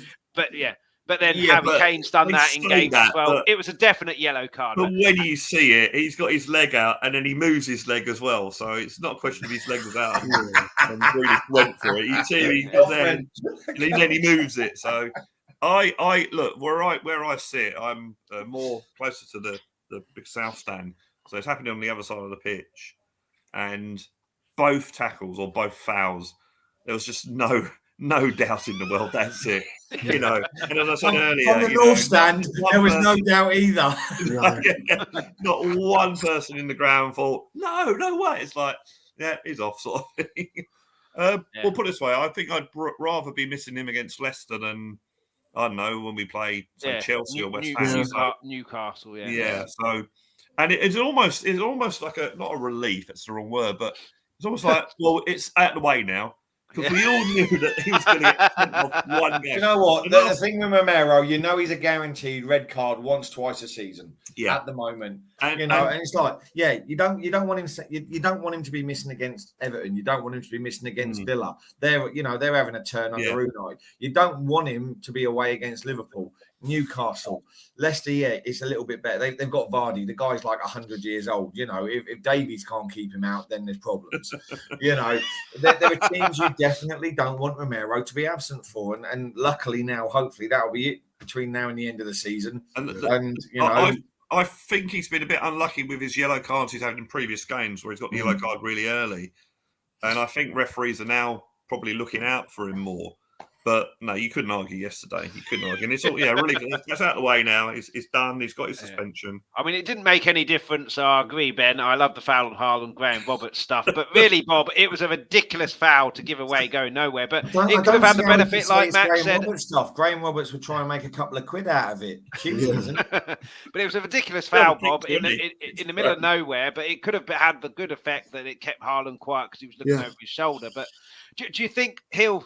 It's a ridiculous question I'm going to ask, but do you think he'll learn from this? Okay, I've got to calm down when I'm on a yellow card, or do we think it's going to happen again? We don't want him to. I think one of biggest issues with Dele Alli losing form was the fact. I was just about to say the same thing. Poch, tried to take the pressure out of him, didn't he? Yeah, as soon as you take it out of him, you lose the player. Yeah, I think we're going to just have to accept that Romero's going to be sent off at least. And to be fair, as long as he keeps getting a standing ovation for a red card, then he's going to be like that. Fucking come on, do it, yes. Yeah, that's it. Just don't get sent off in the cup games. Do you know what? It's cute. He's got that about him, but the problem is all the best defenders have that about them. Yeah, and you look back even back. And I mentioned back to the days of Palace stuff. Early United. The people with the grit, the people that are prepared to make people think and put that challenge in where it's needed is. They always end up with the odd red card here and there, but at the same time, like he did with Haaland yesterday, it makes them think, oh, do I really want the ball? I'm not that bothered about it because we got away with it, obviously. But the front three looking menacing again now. Yes. Oh, Brad, we'll come to you first. Then. Yes, you put your hand up like you're in school. School's in. You know what? He just reminded me of an Alzheimer's patient who all of a sudden remembered his son was visiting, but actually it was last week. I said before the game I'd have dropped Son because he was playing awful, but I stand corrected. He was superb yesterday. Son had that last running at people, passing, and absolutely superb. The final ball wasn't up to his I was just about to say some of those runs from second half heading down. He had some brilliant runs heading down the middle. It was just he held on to it a bit too long.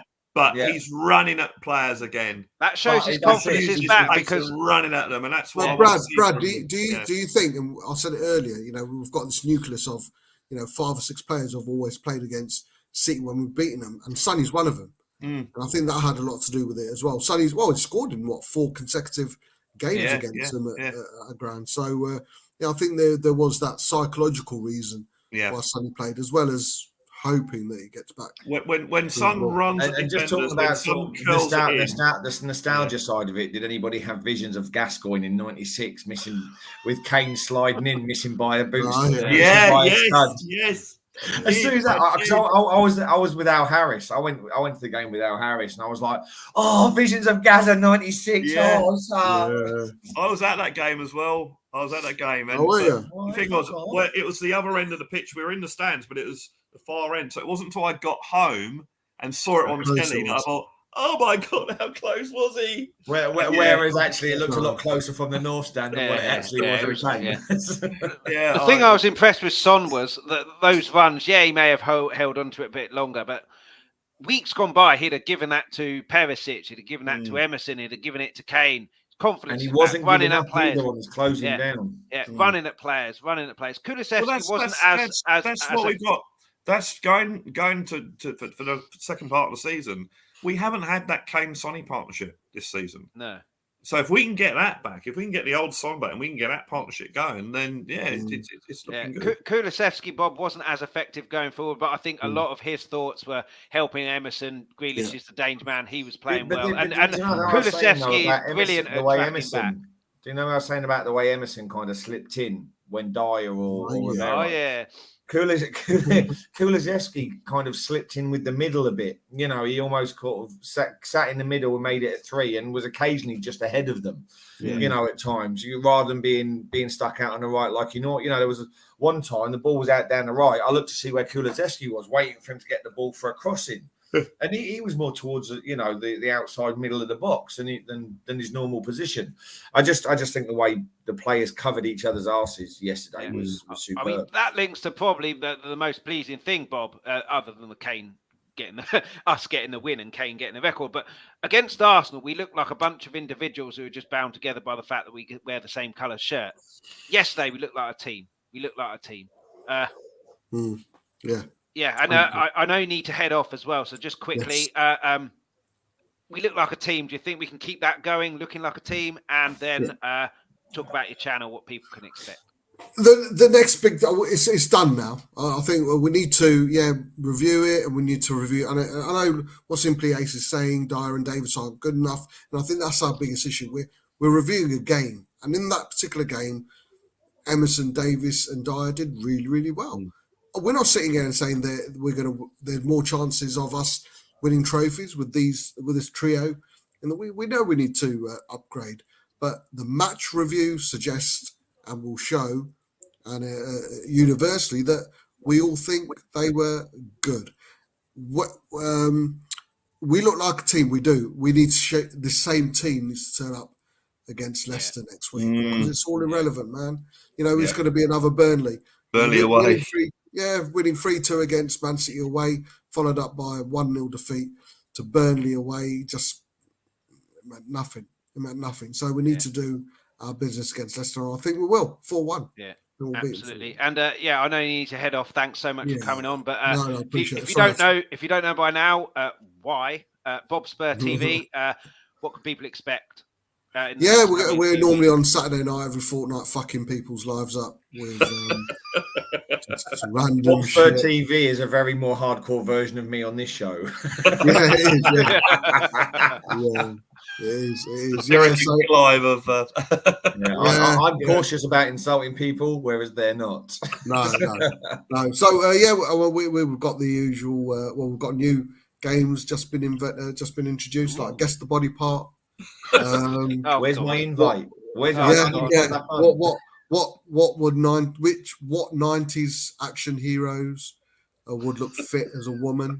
And we don't do the generation game. We play the geriatric game, and it's been all right. It's been all right. So every Saturday. So we're not doing one next Saturday. We're doing it the Saturday after. And man, pop over Bob Spur TV, subscribe, comment, and do the usual thing. But again, Chris, thank you very much. Long time no see. Pleasure. And, my pleasure having you on. Always a pleasure. Make sure you get over to Bob Spur TV, hit the like, subscribe. Always a pleasure, and all mate. that good stuff. Big up the NHS. Yes. Yeah, absolutely. And Mac, kind of wrapping up now, kind of not. Now Bob's gone. Fuck it, we'll just end, shall we? Good night, ladies and gentlemen. God bless. It's what happens when you turn up 25 minutes late. I've got kids. I've got a life. I was sat with you for the Arsenal game, and it was absolutely atrocious. Yesterday was so much better, looking like a team, and Do you know what? I know I joked. Sorry, I was going to say, I know I joked earlier, but Stellini. Well, the players look like they like him. Do you think that it's been a tough season for the, Gian, who passed away as well, the fitness coach, Conte, who's now having an operation, which it's not like, you know. You see, mate, he's having his gallbladder removed. It's not like he's having open heart surgery. No, but he's still not there, is he? For do you know what? It's been and it causes a bit of disruption as well. Obviously, it's a tough year. It is but at the same time, it's not an excuse. No. You know, with the greatest of respects, you know, people in their everyday lives have breakups, have deaths, you know, have mental health issues, there's a plethora, right? And sadly, you've got to leave that shit at the door. And if you can't leave it at the door, you stay away. You know, have Spurs been guilty of that a little bit over the course of the beginning of the season and over the World Cup with bits and pieces? Because we have been hit with some bad luck, you know, losing one of our coaches, you know, close friends being lost of Conte's. You know, if that had been the case, as much as I respect Conte for being a professional, if he's had if he's tainted in any way, shape, or form, we know we've got class in the dugout to be able to hold the weight. And maybe that should have played more of a factor this season, you know, for anybody who was affected, you know, by the death of our coach, you know, when he passed away. Why not ask for a postponement for a week just for everybody to get their shit together, you know, of the game? Let's be honest, Arsenal got it for one COVID case. Surely they're not gonna begrudge, you know, a postponement of one fixture just to give people time to mourn, to fly to Italy, to be part, you know, to attend the funeral and come home. There are things the club could have done, in my opinion. There are things the club could do, in my opinion, as regards that stuff that's happened, but they haven't. Spurs have tried to get on with it. Has it played a factor? We don't know. We don't, because no one's going to tell us. We don't know. Do I think it could have done? Yeah, it's entirely possible, especially with, you know,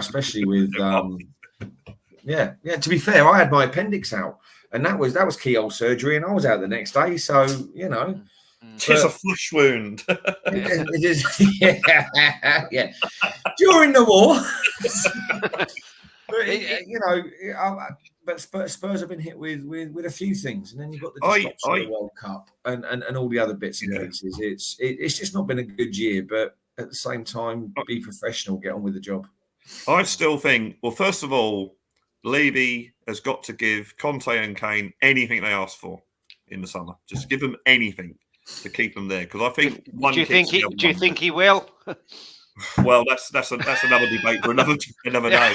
But I still hold the belief that if Conte does leave at the end of the season, it'll be for personal reasons. I still believe that. I don't think it'll be for football reasons. I think it'll be because his family are still out in Italy. Yeah. To be fair, though, last year at school, that sort of thing. So I think if he does leave, it'll be purely personal reasons. If what he said is to be taken as gospel, you know, that he loves this club, he loves the fact that there is a project that he can see some fruition coming, you know, with it, and I'm not changing my stance when I say this, but really, you know, if you're honest, where Levy, where Conte's wanted certain players, you know, we've got to believe in how what we know of Conte from the past. If Conte wasn't getting what he wanted, or the club wasn't trying to get what he wanted, he would have fucked off. Now, again, I'm not changing my stance because, you know, I've been taken over to the other side. I'm still Levy out, but at the same time, you can't help but sit there and go, if Levy really wasn't backing him, if Levy really wasn't trying to get the people he wanted, then he wouldn't be here. We know what he's done at Chelsea. We know what he did at Milan. You know, he left Milan because they were selling Lukaku, you know, one of his prize assets up front. And he was like, oh, no, fuck you. I'm not having that. I'm off. You know, don't dismantle a winning team. He also says, don't tell me one thing and then just change and exactly. And you can see with how vocal Conte is, he doesn't hold back. He's not going to sit there and you look at what he said in the interview, and the one thing that he has never said in any of his interviews is Spurs haven't tried to get what I want. Spurs aren't giving me what I want. Spurs haven't covered the areas. I've given them a list and they completely ignored it. Fucking pricks. Levy's an arsehole. You know, I'm off. You know, And I think something has to be said for that because of how Conte is. You know, it's very easy under Pochettino, apart from towards the end when he started to show how he was disgruntled. But Pochettino and Conte are two completely different characters. Pochettino is very calm, very laid back, respectful. He'll keep the peace. He won't. Conte don't give a shit. He knows his work. He knows his caliber, right? Yeah. Yeah, do you know what I mean? He could be up there on a murder charge and go, "Fuck you, the cunt deserved it." And do you know what I mean? Because that's what Conte. That's Conte. If he thinks he's justified, he ain't going to. And he hasn't come out and said any of this. And don't get me wrong, I'm not sitting here saying that the protesters are wrong. I'm not sitting here saying the Levy-inners are right. You know, my view is my view. Their views are their views. Everyone's opinions are like arseholes. I say time and time again. Everybody has them. All right. And some of them stink, some of them don't. Some of them look good, some of them don't. It's just the way it goes. You know, but with the way Conte is, the one thing I'll say at the moment is because of how he is, Spurs are keeping him sweet enough.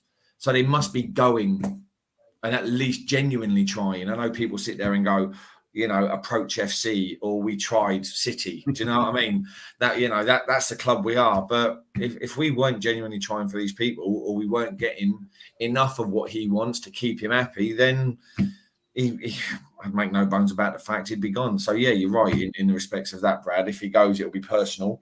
But I think that if Kane signs another contract and Conte will stay. I think Conte will be here for another year because I think Kane is one of the... Or Spurs have got to have a fucking good striker lined up to replace him. It'll be interesting what happens in the summer because Richarlison can play up there.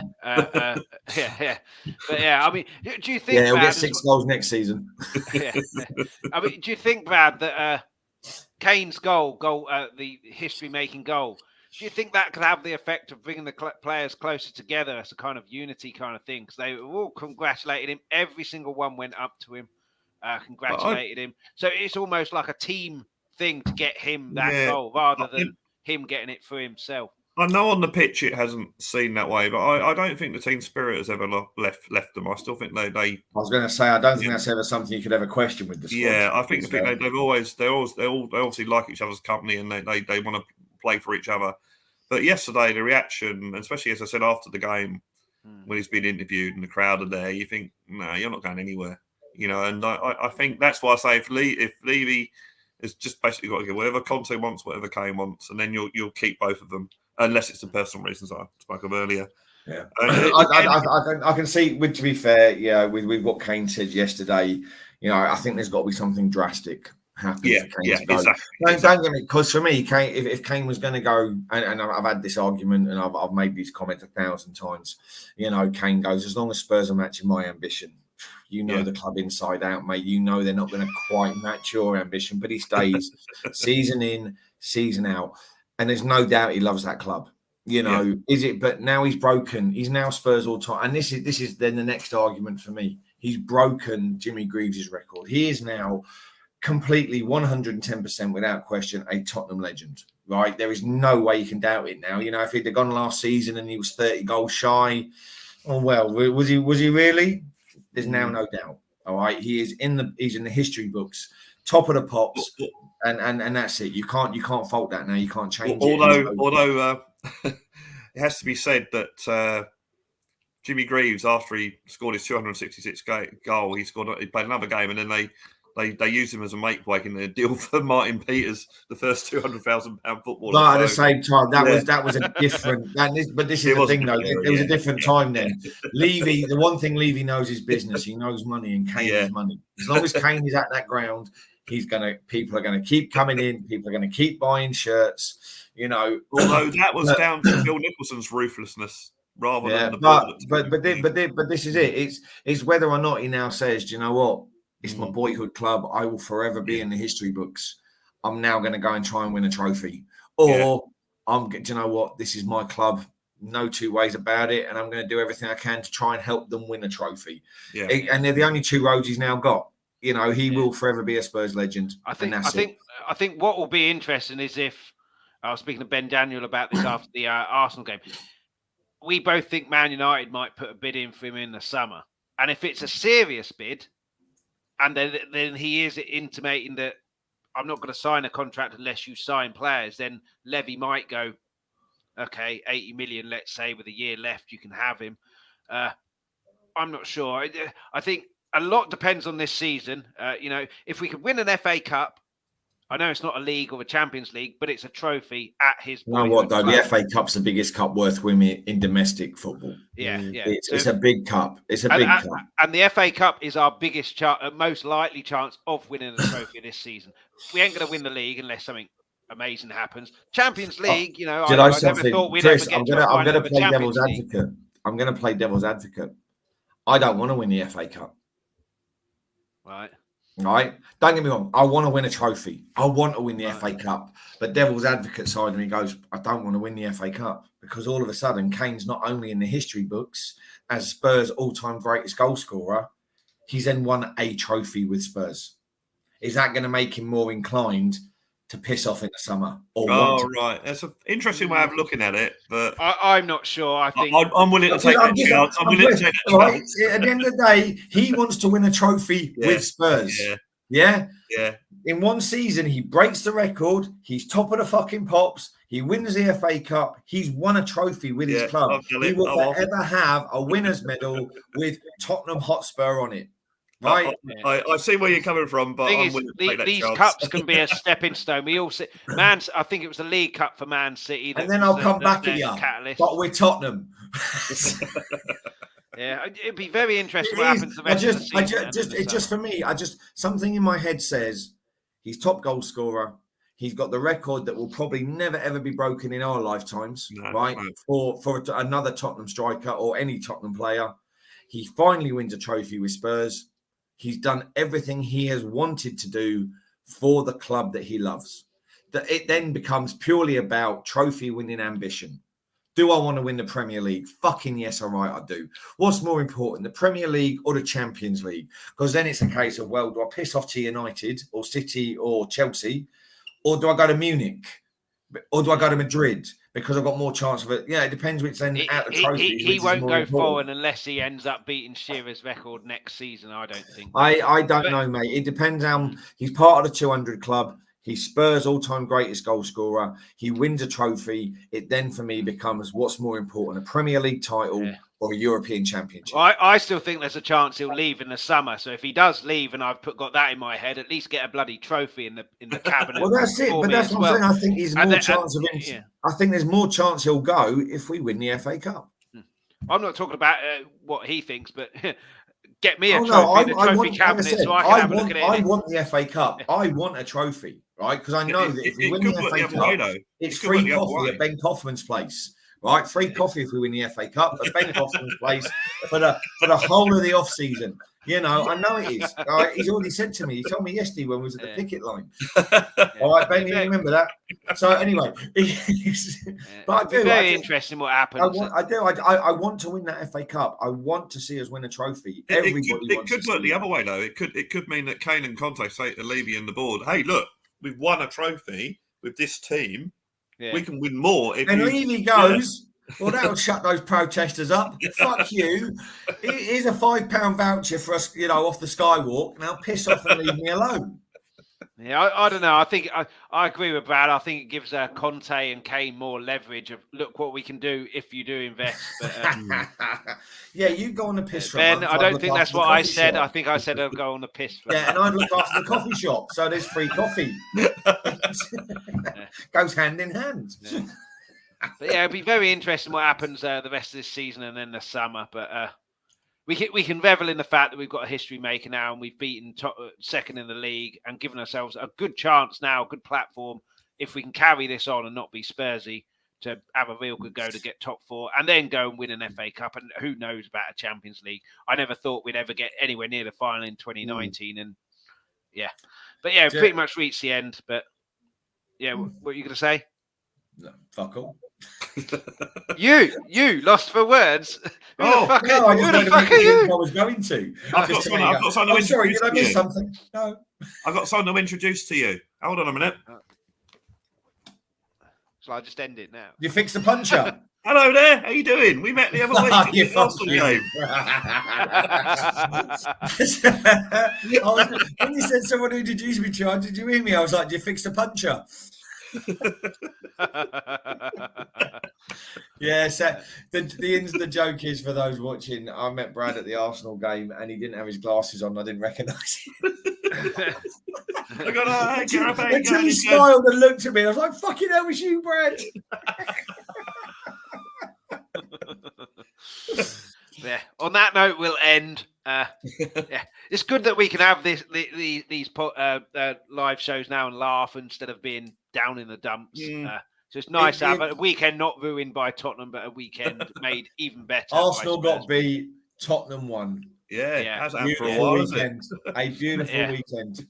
But like I said, there's other channels on here other than mine, Chris Magic and Let's Talk Tottenham. Bob Spur, make sure you check out Bob Spur TV. His Twitter handle is also in the description, as well as all the links and YouTube channels. Brad, Blue Sofa Songs. Brilliant channel. Tell us a bit about what people can expect coming up. Well, basically, it's me writing my own songs, my own lyrics, my own music. This Friday, if I haven't got a new song, because basically I've entered a songwriting competition. So last week I was spending time getting that organised. So this week, if I haven't got a new song by Friday, I'll actually put up the song that I've entered in the competition, which is an acoustic version of a previous song. Excellent. But yeah, check it out. It's just me trying to do something other than football. Trying to basically make sense of the world by writing songs about it. It's a brilliant channel, and the videos are always fantastic. And yeah, good luck for the competition as well. Thank you. When do you find out? Well, the entry, it's March the 31st is the last day to enter. They've already had about 1,000 entries. It's all over the world, so it's going to be thousands of entries. It's going to be judged through April and May, and I think there's 2 rounds of judging. So they're obviously going to get a certain amount of songs and then judge them. But it's actually being judged by people like Judy Collins, the drummer from Kasabian, Ralph Mattel, these sort of people. So basically musicians and that. There's about 10, 15 of them. So cheers for the song. I like the song. The song. I think the song's good. I hope it's judged on the song and not my ability to play guitar. But it's just like I think it's be good to. I've got more of a chance of winning it than if I hadn't entered. So absolutely, that's it, mate. Got to be in it. Can't win if you're not entered in it. Yeah, but so good luck with that, and make sure you watch the channel Blue Sofa Songs on YouTube. Mac, no YouTube channel, but you do have a podcast, Raw Emotion. No, well, to be fair, mate, that's died a death. So you just got to see me. Just wait for my photos on Twitter of me stalking very, very handsome players. How do you do it? Well, the link for Raw Emotion is in the right. Me and Al, we went to the 3-point calf. Right, we were walking down past the West Atrium, and I saw this bloke on his phone. I went, Al. I think that's Fernando Llorente. He went, Fernando. Fernando! No, he didn't really. He just shouted Fernando once. Fernando, I love you! And he looked over, and I was like, "Fuck!" I was like, "Go get a pic." And do you know what? Don't give it. It's like when I met Fraser Foster. Like, fuck me, you're huge. Right? Like, I went, mate, you are the best arse and hips in the Champions League. Because obviously that goal that went in off the side of him. So you got the best arse and hips in the Champions League. I bet he's thought to himself, "Who the fuck's this prick? I'll just smile, take the photo, and run." So yeah, got the photo taken, and then my missus, mate, she's a Tottenham supporter, and she was like, "Jesus, he's a good-looking bastard." And I went, "Oh, thank you very much." She went, "Not you prick." Same with Nikki on Twitter. She retweeted my picture and went, "Fuck, he's still fit." And I went, "Thanks, I've only had a haircut."